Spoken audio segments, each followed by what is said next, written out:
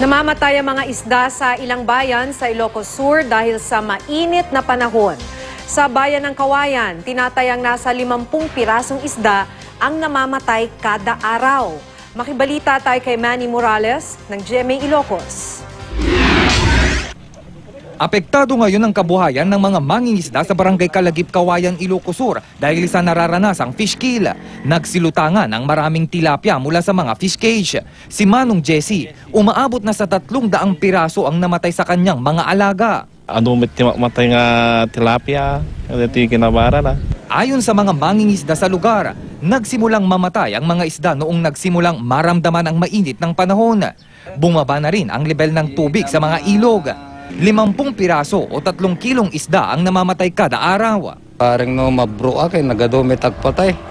Piskil ngamin tadaji pudot ken ko kano, pudot ken napgad nati danum. Paliwanag ng Municipal Agriculture Office, makasasama sa isda ang mainit na panahon. Siksikan pa raw ang mga isda sa mga fish cage kaya hindi makahinga ng maayos ang mga ito. Oxygen nga maangot ko iti 3-5 nga may panlaang ti may nga fish cage ay kat ninikanda ti less or more 10,000 ada posibilidad na nga kwa nga adalatag patay. Manny Morales, Nagbabalita, Pilipinas.